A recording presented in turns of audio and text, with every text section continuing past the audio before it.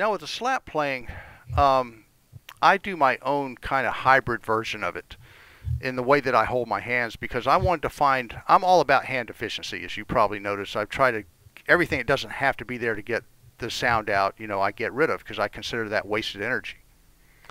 But you have many different stylists in this field of slap playing, you know, like guys like Victor Wooten, who've come up with, you know, double thumbing techniques, and then you got Marcus Miller's style, you got the Larry Graham, the old school kind of, you know, that stuff, you know, to where the hands work differently with these different styles. So I wanted to come up with a technique that would incorporate everybody's stuff into one thing with minimal amount of excess motion. So I kind of came up with my own hybrid version of slap to make this happen. Now the first thing is to get control of the thumb. All right. Now form-wise, now I have some slap videos, some links to some slap videos I'm going to send to you. Okay. All right. Slap videos. But cool. I start off with, first of all, I keep my arm off the base. This is a really big thing for me, but it's also uncomfortable for a lot of people at first because it puts all the work on the shoulder. So you might find your shoulder getting fatigued a little bit, you know, as you work on this stuff initially. So as you feel this stuff happening, take a lot. I line up the joint of my thumb to the tip of the thumb like it's straight, like a straight line. And then I line that up with the string. Okay.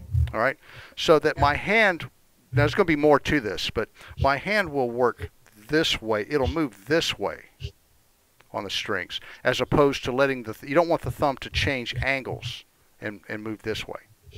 So that, you know, this will help avoid hitting strings that you don't want to hit. Now for most of this stuff, especially technique stuff, I'll work on the bottom 4 of this bass, because my right hand will do the same thing as yours will on a 4-string. It'll sound different, but it'll work the same way.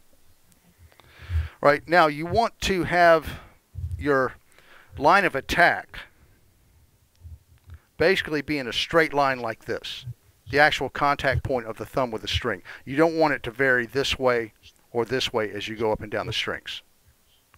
And usually right outside the fingerboard, you know, like what would be like a next fret if your neck were extended. Don't hit on the frets, but hit just on the outside of them. You get a better tone this way. Okay. Now, another thing, as we do lessons and stuff, you're going to see a lot of people say completely opposite things that I say. And it's important to look at different points of view. But, you know, so like, you know, some people say, well, no use to slap here. And because the slap sound actually comes from striking the string and the string going against the frets, producing that click, you know, sound to the tone. And it's easier to do hitting on the fretboard. But I found I lose some lowness part of the sound. You know, the low fundamental part of the note goes away. So it deepens up as I get back just a little bit, and I like the tone there. But so I guess what the point I want to make here is that if you find something that works better for you from another point of view, please, I have no problem with you saying, you know what, I want to do it this way, okay? Because there's no one way to do anything here. Gotcha. So get as many different points of view as you can possibly stand to get, and then, you know, pick from, you know, this, and let it come through you in the naturally way is, you know, it's going to be your playing. Okay. All right, but anyway, getting back to this, so that when my hand will move in a straight line this way. Now I'm incorporating what's called the double thumb technique, made popular by this bass player named Victor Wooten, to where you use the tip of the thumb basically like a pick. So if I were playing with a pick, you know, just using the tip of the pick, I'm using the tip of my thumb like that. That's So, how he gets so many notes in there. yeah, he's reducing the down-up motion of the notes, right?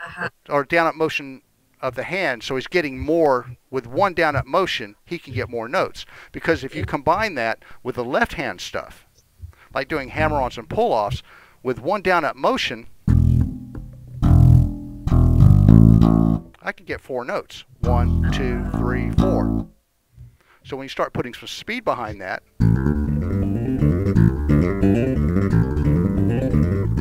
So that's where all that fast stuff comes from. Is half of it's in the left hand. The So fast slap stuff. playing is really kind of an illusion, because people will be looking at your right hand, seeing all these notes fly out, not realizing that half of them are coming from the left too. Ah, I see. I Right. see. But anyway, because of this technique, I angle my thumb up. So if this were the string, right, and I was laying my thumb flat against the string, I angle up at the wrist so that I come down. My contact point is going to be on the tip of the thumb right here on this part, right, as opposed to the side of the thumb in standard slap playing. So this way I can go from a standard slap, just letting the thumb hit the string and bounce off. I don't have to change my hand to go from that to the double thumb technique. Basically, my hand sprays pretty much the same. So that's the point about angling up this way. And it's not so much from the elbow or from the joint of the arm or the elbow. It's really kind of a little more in the wrist here.